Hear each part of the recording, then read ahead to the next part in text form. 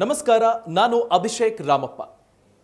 ಇತ್ತೀಚಿನ ವರ್ಷಗಳಲ್ಲಿ ನಮಗೆ ಈಗ ಫಿಕ್ಸೆಡ್ ಡೆಪಾಸಿಟ್ ಮಾಡ್ತೀವಿ ಅಥವಾ ಯಾವುದೋ ಒಂದು ಹೂಡಿಕೆ ಮಾಡ್ತೀವಿ, ಸಿಗುವ ಇಂಟ್ರೆಸ್ಟ್ ಎಷ್ಟು, ಸಿಗುವ ರಿಟರ್ನ್ಸ್ ಎಷ್ಟು, ಇನ್ಫ್ಲೇಷನ್ ಅನ್ನ ಬೀಟ್ ಮಾಡೋ ಮಟ್ಟಿಗೆ ನಿಮಗೆ ಆ ಥರದ ರಿಟರ್ನ್ಸ್ ಸಿಗ್ತಾ ಇಲ್ಲ. 6% ಇನ್ಫ್ಲೇಷನ್ ಇದ್ರೆ ನಮಗೆ 5-5.5% ಎಫ್ ಡಿನೋ ಅಥವಾ ಇನ್ನೆಲ್ಲೋ ಒಂದು ಕಡೆ ಸೇವಿಂಗ್ಸ್ ಬ್ಯಾಂಕ್ ಅಕೌಂಟ್ನಲ್ಲಿ ಇಟ್ಟರೆ ಸಿಗೋದಿರುತ್ತೆ. ಇದನ್ನ ಬೀಟ್ ಮಾಡುವಂಥ ಇನ್ವೆಸ್ಟ್ಮೆಂಟ್ ಯಾವುದಪ್ಪ ಅಂತ ನೀವು ಕೇಳಿದ್ರೆ ಸ್ಟಾಕ್ ಮಾರ್ಕೆಟ್ ಅಥವಾ ಮ್ಯೂಚುವಲ್ ಫಂಡ್ಸ್ನಲ್ಲಿ ನಿಮ್ಮ ಹಣವನ್ನು ಬೆಳೆಸೋದಕ್ಕೆ ಇರುವ ದಾರಿಯನ್ನು ನೀವು ಕಂಡುಕೊಳ್ಳಬೇಕಾಗತ್ತೆ. ಸೊ ಅದು ಎಷ್ಟರ ಮಟ್ಟಿಗೆ ನಮಗೆ ಚೆನ್ನಾಗಿ ಗೊತ್ತಿದೆ, ಎಷ್ಟರ ಮಟ್ಟಿಗೆ ನಾನು ಅದರಲ್ಲಿ ಪಕ್ವಗೊಂಡಿದ್ದೀನಿ ಅನ್ನೋ ಪ್ರಶ್ನೆ ನಿಮಗೆ ಕಾಡುತ್ತೆ. ಅದರ ಬಗ್ಗೆ ತಿಳ್ಕೊಳ್ಳೋದಕ್ಕೆ ಫಿನಾನ್ಷಿಯಲ್ ಫ್ರೀಡಮ್ ಅಪ್ಲಿಕೇಶನ್ ಡೌನ್ಲೋಡ್ ಮಾಡಿಕೊಂಡ್ರೆ ಸ್ಟಾಕ್, ಮ್ಯೂಚುವಲ್ ಫಂಡ್ಸ್, IPO ಈ ಎಲ್ಲದರ ಬಗ್ಗೆ, ಜೊತೆಗೆ ಕೃಷಿ, ಬಿಸ್ನೆಸ್, ಅನೇಕ ವಿಚಾರಗಳ ಬಗ್ಗೆ ಒಟ್ಟು 70 ವಿಧದ ನಿಮ್ಮ ಆದಾಯವನ್ನು ಹೆಚ್ಚಿಸಿಕೊಳ್ಳುವ ಕೆಲ ಕೋರ್ಸ್ಗಳಿದ್ದಾವೆ. ಹೀಗಾಗಿ ನೀವು ಡೌನ್ಲೋಡ್ ಮಾಡ್ಕೊಳ್ಳಿ ಫಿನಾನ್ಷಿಯಲ್ ಫ್ರೀಡಮ್ ಅಪ್ಲಿಕೇಶನ್ ಅನ್ನು. ಲರ್ನ್ ಅನ್ನೋ ರೆಫರಲ್ ಕೋಡ್ ಹಾಕಿ $2,000 ಸ್ಕಾಲರ್ಶಿಪ್ ಅನ್ನು ಪಡ್ಕೊಂಡು ಇದರ ಬಗ್ಗೆ ತಿಳ್ಕೊಂಡು ನಿಮ್ಮ ಆದಾಯವನ್ನು ಹೆಚ್ಚಿಗೆ ಮಾಡ್ಕೊಳ್ಳಬಹುದು. ಇಲ್ಲಪ್ಪ, ನನಗೆ ಅದರ ಬಗ್ಗೆ ಅಷ್ಟಾಗಿ ಗೊತ್ತಿಲ್ಲ, ನಾನು ಸುಮ್ಮನೆ ಎಕ್ಸ್ಪೆರಿಮೆಂಟ್ ಮಾಡೋದಕ್ಕೆ ಇಷ್ಟಪಡೋದಿಲ್ಲ, ನನಗೆ ಲೋ ರಿಸ್ಕ್, ಯಾವುದೇ ಥರದ ಸಮಸ್ಯೆ ಇಲ್ಲದ ಸೇಫ್ ಇನ್ವೆಸ್ಟ್ಮೆಂಟ್, ಇನ್ಫ್ಲೇಷನ್ ಅನ್ನ ಬೀಟ್ ಮಾಡೋದಕ್ಕಾಗದೇ ಹೋದ್ರು ಈಗ ಲಾಸ್ ಆಗ್ತಿದೆಯಲ್ಲ, ಈ ಲಾಸ್ನಿಂದನಾದ್ರೂ ನಾನು ಆಚೆ ಬರಬೇಕು, ಅಂಥದ್ದಕ್ಕೇನು ಆಯ್ಕೆ ಇದೆ ಅಂತ ಕೇಳಿದ್ರೆ ಕೆಲ ಆಯ್ಕೆಗಳನ್ನ ನಾನು ನಿಮಗೆ ತಿಳಿಸ್ಕೊಡ್ತೀನಿ. ನೋಡಿ, ಇತ್ತೀಚಿನ ವರ್ಷಗಳಲ್ಲಿ RBI ಹೇಳಿದೆ, RBI ಸಜೆಸ್ಟ್ ಕೂಡ ಮಾಡಿದೆ, ಇನ್ನು ನಿಯರ್ ಫ್ಯೂಚರಲ್ಲಿ ನಾವು ಸ್ವಲ್ಪ ಬಾಂಡ್ ರೇಟ್ಗಳನ್ನು ಹೆಚ್ಚಿಗೆ ಮಾಡಬೇಕು, ಹೂಡಿಕೆದಾರರಿಗೆ ಉತ್ತಮ ಲಾಭವನ್ನು ಕೊಡೋ ವಿಚಾರದಲ್ಲಿ ನಾವು ಕೆಲ ನಿರ್ಣಯಗಳನ್ನು ಕೈಗೊಳ್ಳಬೇಕು ಅಂತ RBI ಸಹ ಯೋಚನೆ ಮಾಡಿರೋದಿದೆ. ಅದನ್ನು ಹೊರತುಪಡಿಸಿ ನೀವು SBI ಅಂತ ನೀವು ನೋಡಿದ್ರೆ ನೋಡಿ, ನಿಮಗೆ ಅಲ್ಲಿ ಸಿಗುವ ಇಂಟ್ರೆಸ್ಟ್ ಎಷ್ಟು, 2.9% ಇಂದ 5.4%, ಇಷ್ಟರ ಒಳಗಡೆ ವೇರಿ ಆಗ್ತಾ ಇರುತ್ತೆ. ನಿಮಗೆ ಫಿಕ್ಸೆಡ್ ಡೆಪಾಸಿಟ್ಗಳು ಹಾಗೆಯೇ ಸೇವಿಂಗ್ಸ್ ಬ್ಯಾಂಕ್ ಅಕೌಂಟ್ಗಳಲ್ಲಿ ಬೇರೆ ಬೇರೆ ಟೆನ್ಯೂರ್ಗೆ, ಅಂದರೆ ಬೇರೆ ಬೇರೆ ಕಾಲಮಾನಕ್ಕೆ, ನೀವು 2 ವರ್ಷಕ್ಕೆ, 3 ವರ್ಷಕ್ಕೆ, 5 ವರ್ಷಕ್ಕೆ, ಈ ಥರ ಎಷ್ಟು ವರ್ಷಕ್ಕೆ ನೀವು ಫಿಕ್ಸೆಡ್ ಡೆಪಾಸಿಟ್ ಮಾಡ್ತೀರಿ ಅನ್ನೋದರ ಆಧಾರದ ಮೇಲೆ ಅದು ವೇರಿ ಆಗ್ತಾ ಹೋಗುತ್ತೆ. ಅದನ್ನು ಹೊರತುಪಡಿಸಿ ನೋಡಿ, ಈಗ 5 ವರ್ಷದ SBI FDನೇ 5.4%, ಆಕ್ಸಿಸ್ ಬ್ಯಾಂಕ್ನದ್ದು 5.5%, HDFC 5.5%, ICICI ಬ್ಯಾಂಕ್ 5.35%, ಹೀಗೆ ಇದೆ. ಇದಕ್ಕಿಂತಲೂ ಬೆಸ್ಟ್ ಯಾವುದು? Post office monthly income scheme. ಇಲ್ಲಿ ನೀವೇನು ಮಾಡಬಹುದು, ಅಕೌಂಟ್ ಓಪನ್ ಮಾಡಿದವರು ಒಂದು ಅಕೌಂಟ್ಗೆ 4.5 ಲಕ್ಷದಂತೆ ನೀವು ಲಂಸಮ್ ಅಮೌಂಟನ್ನು ಅಲ್ಲಿ ಇನ್ವೆಸ್ಟ್ ಮಾಡಬಹುದು. ಅದರಿಂದ ನಿಮಗೆ ಯಾವಾಗ ನೀವು ಇನ್ವೆಸ್ಟ್ ಮಾಡ್ತೀರಿ, ಆ ಇನ್ವೆಸ್ಟ್ ಮಾಡಿದ ಕೂಡಲೇ ಅಂದರೆ ಮ್ಯಾಕ್ಸಿಮಮ್ 4.5 ಲಕ್ಷ, ಒಂದು ವೇಳೆ ಜಾಯಿಂಟ್ ಅಕೌಂಟ್ ಆದರೆ 9 ಲಕ್ಷದವರೆಗೆ ನೀವು ಅಲ್ಲಿ ಇಡಬಹುದು ಡೆಪಾಸಿಟನ್ನು. ಅದನ್ನು ಯಾವತ್ತು ನೀವು ಇಡ್ತೀರಾ ಅಲ್ಲಿಂದ 1 ತಿಂಗಳ ಬಳಿಕ ನಿಮಗೆ ಇಂತಿಷ್ಟು ಅಂತ ಇನ್ಕಮ್ ಪ್ರತಿ ತಿಂಗಳ ಬರೋದಕ್ಕೆ ಆರಂಭ ಆಗುತ್ತೆ. ಬಟ್ 5 ವರ್ಷ ಲಾಕ್ ಇನ್ ಪೀರಿಯಡ್, ಅದು ನಿಮಗೆ ನೆನಪಿರಬೇಕು. ಸೊ ಇದರ ಬಡ್ಡಿ ದರ ಎಷ್ಟು ಗೊತ್ತಾ? 6.6% ಪ್ರೆಸೆಂಟ್ಲಿ. ಸೊ ನೀವೇ ಯೋಚನೆ ಮಾಡಿ, SBI ನಿಮಗೆ 5 ವರ್ಷದ FD 5.4% ಕೊಡುತ್ತೆ ಅನ್ನೋದಾದ್ರೆ ಯಾಕೆ ನಾವು ಪೋಸ್ಟ್ ಆಫೀಸ್ ಮಂತ್ಲಿ ಇನ್ಕಮ್ ಸ್ಕೀಮ್ಗೆ ಹೋಗಬಾರ್ದು? ಯೋಚನೆ ಮಾಡಿ, ಡಿಸಿಷನ್ ಕೈಗೊಳ್ಳಿ. ಇದೇ ತರದ ಇನ್ನೊಂದು ಲೋ ರಿಸ್ಕ್ ಇನ್ವೆಸ್ಟ್ಮೆಂಟ್ ಆಪ್ಷನ್ ಯಾವುದಪ್ಪ ಅಂತಂದ್ರೆ RBI floating rate savings bond. ಇಲ್ಲಿ ನಿಮಗೇನಾಗುತ್ತೆ, ಒಟ್ಟು 7 ವರ್ಷದ ಮೆಚುರಿಟಿ ಪೀರಿಯಡ್ ಇದು. ಈ ಇಂಟ್ರೆಸ್ಟ್ ಅನ್ನ ನಿಮಗೆ ಫ್ಲೋಟಿಂಗ್ ರೇಟ್ನಲ್ಲಿ ಕೊಡ್ತಾರೆ ಅಂದರೆ ಏನರ್ಥ ಅಂತ ಕೇಳಿದ್ರೆ, ಒಂದು ವೇಳೆ ಗವರ್ಮೆಂಟ್ ಪಾಲಿಸಿಯ ಪ್ರಕಾರ ಈಗ ಫಾರ್ ಎಕ್ಸಾಂಪಲ್ ಬಾಂಡ್ ಅನ್ನು ನೀವು ಕೊಂಡ್ಕೊಳ್ಳೋ ಸಂದರ್ಭ 7% ಇದ್ದು, ಮುಂದಿನ ಪಾಲಿಸಿ ಚೇಂಜ್ ಆದ ಸಂದರ್ಭದಲ್ಲಿ 7.5% ಕೊಡ್ತಾರೆ ಅಂದಾಗ ನಿಮಗೆ 7.5%ಗೆ ಆ ಬಾಂಡ್ ಏನು ಪಾಲಿಸಿ ಚೇಂಜ್ ಆಗುತ್ತಲ್ಲ, ಆಗ ಆ ಬಾಂಡ್ ಯೀಲ್ಡ್ ಮಾಡುವ ಇಂಟ್ರೆಸ್ಟ್ ಚೇಂಜ್ ಆಗುತ್ತೆ. ಒಂದು ವೇಳೆ ಪಾಲಿಸಿಯಲ್ಲಿ ಕಡಿಮೆ ಮಾಡಿದರೆ ಅದೂ ಸಹ ನಿಮ್ಮ ಹೂಡಿಕೆಯ ಮೇಲೆ ಪರಿಣಾಮವನ್ನು ಬೀರುತ್ತೆ. ಹೀಗೆ ಫ್ಲೋಟಿಂಗ್ ರೇಟ್ ಇಂಟ್ರೆಸ್ಟ್ ಇರುತ್ತೆ. 7 ವರ್ಷದ ಮೆಚುರಿಟಿ ಪೀರಿಯಡ್. ಮಿನಿಮಮ್ ಡೆಪಾಸಿಟ್ ನೀವು 1,000 ರೂಪಾಯಿಂದನೂ ಆರಂಭ ಮಾಡಬಹುದು. ಈಗ ಫಾರ್ ಎಕ್ಸಾಂಪಲ್ ಪ್ರೆಸೆಂಟ್ ಎಷ್ಟಿದೆ ಅಂತ ಕೇಳಿದ್ರೆ, ಜುಲೈ 1ನೇ ತಾರೀಕು 2021ಕ್ಕೆ ಆಕ್ಚುಲಿ ನೆಕ್ಸ್ಟ್ ಪಾಲಿಸಿ ಡಿಸಿಷನ್ ಅನ್ನು ಕೈಗೊಳ್ಳೋದು. ಅಲ್ಲಿವರೆಗೆ 7.15% RBI ಫ್ಲೋಟಿಂಗ್ ರೇಟ್ ಸೇವಿಂಗ್ಸ್ ಬಾಂಡ್ನ ಮೇಲೆ ಸಿಗ್ತಾ ಇದೆ. ಮುಂದಿನ ಈ ಥರದ ಲೋ ರಿಸ್ಕ್ ಇನ್ವೆಸ್ಟ್ಮೆಂಟ್ ಆಪ್ಷನ್ ಅಂದರೆ ನಿಮಗೆ NPS ಟೈರ್ 2. ಈ ಅಕೌಂಟ್ಗಳು ಆಕ್ಚುಲಿ ನಿಮಗೆ ಏನಾಗುತ್ತೆ, ಪ್ರೈವೇಟ್ ಸೆಕ್ಟರ್ನಲ್ಲಿ ಇದ್ದವರಿಗೆ ಯಾವುದೇ ಟ್ಯಾಕ್ಸ್ ಬೆನಿಫಿಟ್ ಸಿಗೋದಿಲ್ಲ ಟೈರ್ 2, ಆದರೆ ಗವರ್ಮೆಂಟ್ ಎಂಪ್ಲಾಯೀಸ್ ಆದರೆ ನಿಮಗೆ ಟ್ಯಾಕ್ಸ್ ಬೆನಿಫಿಟ್ ಕೂಡ ಸಿಗುತ್ತೆ.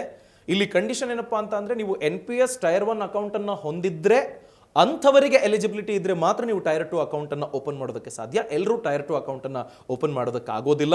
ಇಲ್ಲಿ ಇತ್ತೀಚೆಗೆ NPS tyre 2 account scheme G ಅನ್ನೋದು ಜಾರಿಗೆ ಬಂದಿದೆ. ಇದರಲ್ಲಿ ನಿಮಗೆ ಏನಾಗುತ್ತಪ್ಪ ಅಂತ ಅಂದರೆ, ನಿಮಗೆ ಆಲ್ಮೋಸ್ಟ್ FD SBI FD ಏನಿದೆ ಅದಕ್ಕಿಂತಲೂ ಉತ್ತಮ ಇಂಟ್ರೆಸ್ಟ್ ಅಂತೂ ಇಲ್ಲಿ ಸಿಗುತ್ತೆ. ಯಾವ ಥರದ್ದಪ್ಪ ಅಂತ ಕೇಳಿದರೆ ನೋಡಿ, ಒಂದು ಡಬಲ್ ಡಿಜಿಟ್ ಇಂಟ್ರೆಸ್ಟ್ ಅನ್ನು ಕೊಡುವಷ್ಟು ತಾಕತ್ತಿರುವಂತಹ ಒಂದು ಸ್ಕೀಮ್ ಇದು. ನಿಮಗೆ ಇದೊಂದು ಪೆನ್ಷನ್ ಫಂಡ್ ಆದಿತ್ಯ ಬಿರ್ಲಾ ಸನ್ ಲೈಫ್ ಪೆನ್ಷನ್ ಮ್ಯಾನೇಜ್ಮೆಂಟ್ ಲಿಮಿಟೆಡ್. 1 ವರ್ಷದ ರಿಟರ್ನ್ಸ್ 5.46%, 3 ವರ್ಷದ್ದು 10.71%. ಆದಿತ್ಯ ಬಿರ್ಲಾ ಸನ್ ಲೈಫ್ ಪೆನ್ಷನ್ ಮ್ಯಾನೇಜ್ಮೆಂಟ್. ಒಂದು ವೇಳೆ HDFC ಪೆನ್ಷನ್ ಮ್ಯಾನೇಜ್ಮೆಂಟ್ ಅಂತ ನೀವು ನೋಡಿದರೆ 1 ವರ್ಷದ ರಿಟರ್ನ್ಸ್ 5.48% ಬಡ್ಡಿ ದರದಲ್ಲಿ ಸಿಗುತ್ತೆ. 3 ವರ್ಷದ್ದು 10.86, 5 ವರ್ಷದ್ದು 9.95%ನಷ್ಟು ನಿಮಗೆ ಇಂಟ್ರೆಸ್ಟ್ ಇದೆ. ಇನ್ನು ICICI Prudential pension fund management company limited ಅಂತ ನಾವು ನೋಡಿದರೆ 5.5% 1 ವರ್ಷಕ್ಕೆ, 3 ವರ್ಷಕ್ಕೆ 10.5%, 5 ವರ್ಷಕ್ಕೆ 9.84%. ಇನ್ನು ಕೋಟಕ್ ಮಹೀಂದ್ರ 1 ವರ್ಷಕ್ಕೆ 5.45%, 3 ವರ್ಷಕ್ಕೆ 10.41, 5 ವರ್ಷಕ್ಕೆ 9.7%. ಹೀಗೆ NPS Tier 2 ಸ್ಕೀಮ್ G ಇಂದನೂ ನೀವು ಲಾಭವನ್ನು ಪಡ್ಕೊಳ್ಳೋದಕ್ಕೆ ಸಾಧ್ಯ. ಆದರೆ ನಿಮಗೆ ನೆನಪಲ್ಲಿರಬೇಕಾಗತ್ತೆ ಏನಪ್ಪಾ ಅಂತ ಅಂದರೆ, ನಿಮಗಿದರಲ್ಲಿ ಸಿಗುವ ಇನ್ಕಮ್ ಇದೆಯಲ್ಲ, ಇದು ಟ್ಯಾಕ್ಸೆಬಲ್. ಅದನ್ನು ಯೋಚಿಸಿ ನಿಮಗೆ ಉತ್ತಮ ಲಾಭ ಸಿಗುತ್ತೆ ಅನ್ನೋದಾದರೆ ಹೂಡಿಕೆ ಮಾಡೋದಕ್ಕೆ ನೀವು ಮುಂದುವರಿಬಹುದು. ಮುಂದಿನ ಆಯ್ಕೆ 5 ವರ್ಷದ ನ್ಯಾಷನಲ್ ಸೇವಿಂಗ್ಸ್ ಸರ್ಟಿಫಿಕೇಟ್. ನೋಡಿ, 5 ವರ್ಷ ಅನ್ನೋದೇ ಹೇಳ್ತಿದೆ, ಲಾಕ್ ಇನ್ ಪೀರಿಯಡ್ 5 ವರ್ಷ ಅನ್ನೋದು.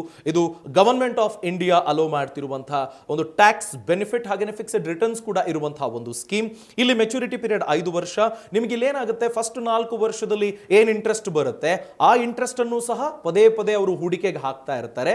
ಹೀಗಾಗಿ ನಿಮಗೆ ಇಂತಿಷ್ಟು ಅಂತ ಒಂದು ಕಾರ್ಪಸ್ ಬಿಲ್ಡ್ ಆಗುತ್ತೆ. ಅದರಲ್ಲಿ ನಿಮಗೆ ಇಂಟ್ರೆಸ್ಟ್ ಅರ್ನ್ಡ್ ಇರುತ್ತಲ್ಲ 5ನೇ ವರ್ಷಕ್ಕೆ, ಓವರ್ ಆಲ್ ಎಷ್ಟು ಬರುತ್ತೋ ಅದು ಸಹ ಅಪ್ಲಿಕಬಲ್ ಟ್ಯಾಕ್ಸ್ ಸ್ಲ್ಯಾಬ್ನ ರೀತಿಯಲ್ಲಿ ಟ್ಯಾಕ್ಸ್ ಅಪ್ಲಿಕಬಲ್ ಇರುತ್ತೆ. ಇದಕ್ಕೆ ರೇಟ್ ಆಫ್ ಇಂಟ್ರೆಸ್ಟ್ ಎಷ್ಟು ಗೊತ್ತಾ, 6.8%.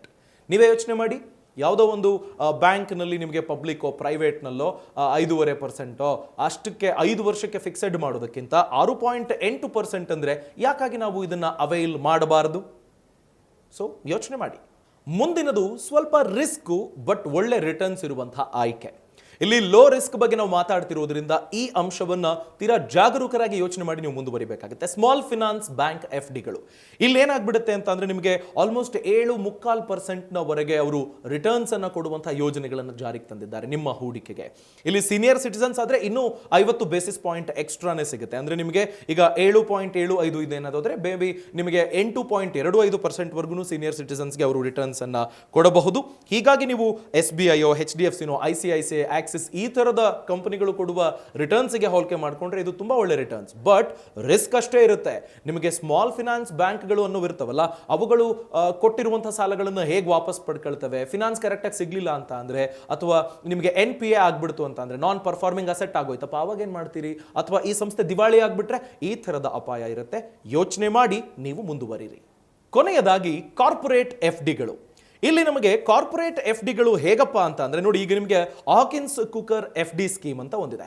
ಇವರು ಹತ್ತತ್ರ 12 ರಿಂದ 36 ತಿಂಗಳುಗಳಿನ ಇನ್ವೆಸ್ಟ್ಮೆಂಟ್ಗೆ ಹತ್ತತ್ರ 8.5% ಇಂದ 9%ನವರೆಗಿನ ರಿಟರ್ನ್ಸ್ ಅನ್ನ ಕೊಡ್ತಾ ಇದ್ದಾರೆ. ಇಲ್ಲಿ ಕಂಪನಿ FDಗಳು ನಿಮಗೆ ಕರೆಂಟ್ ಇಂಟ್ರೆಸ್ಟ್ ರೇಟ್ ಏನಿರುತ್ತೆ ಅದರ ಆಧಾರದ ಮೇರೆಗೆ ಈ ತರದ ಆಫರ್ಗಳನ್ನ ಕೊಡ್ತಾ ಬರ್ತಾರೆ. ಸ್ವಲ್ಪ ರಿಸ್ಕ್ ಕೂಡ ಇರುತ್ತೆ, ನಾವು ಇಲ್ಲಿ ಯೋಚನೆ ಮಾಡಬೇಕಾಗುತ್ತೆ. ಅಂಡ್ ಮೋರ್ ಓವರ್ ನಿಮಗೆ ಸೀನಿಯರ್ ಸಿಟಿಸನ್ಸ್ಗಳಿಗೂ ಸಹ ಹತ್ತತ್ರ 0.25% ನಿಂದ 0.5%ನವರೆಗೆ ಎಕ್ಸ್ಟ್ರಾ ನಿಮಗೆ ಸಿಗಬಹುದು. ಈಗ ಶ್ರೀರಾಮ್ ಸಿಟಿ ಯೂನಿಯನ್ ಫಿನಾನ್ಸ್ 12 ರಿಂದ 60 ತಿಂಗಳು ಅಂದ್ರೆ 1 ವರ್ಷದಿಂದ 5 ವರ್ಷದವರೆಗೆ 7.25% ನಿಂದ 8% ವರೆಗೆ ರಿಟರ್ನ್ಸ್ ಕೊಡ್ತಿದ್ದಾರೆ. ಶ್ರೀರಾಮ್ ಟ್ರಾನ್ಸ್ಪೋರ್ಟ್ ಫಿನಾನ್ಸ್ ಕೂಡ ಸೇಮ್ ರೇಟ್, ನಿಮಗೆ 1 ವರ್ಷದಿಂದ 5 ವರ್ಷದವರೆಗೆ 7.25 ರಿಂದ 8.09. ಹುಡ್ಕೋ ನಿಮಗೆ 5 ವರ್ಷದವರೆಗೆ 7 ರಿಂದ 7.5%ನವರೆಗೆ ರಿಟರ್ನ್ಸ್ ಕೊಡಬಹುದು. ಬಜಾಜ್ ಫಿನಾನ್ಸ್ ಅವರು ಸಹ 6.25% ನಿಂದ 7.25% ನವರೆಗೆ ನಿಮಗೆ ರಿಟರ್ನ್ಸ್ ಅನ್ನ ಕೊಡ್ತಾ ಇದ್ದಾರೆ.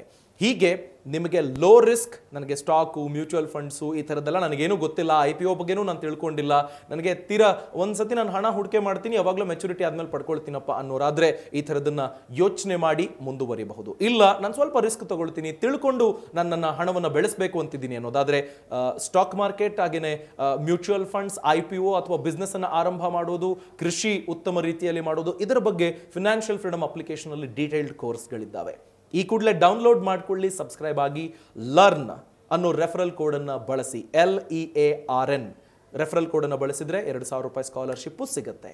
ಪಡ್ಕೊಳ್ಳಿ, ಕಲ್ತ್ಕೊಳ್ಳಿ, ನೀವು ಸಹ ಬುದ್ಧಿವಂತರಾಗಿ ಶ್ರೀಮಂತರಾಗಿ.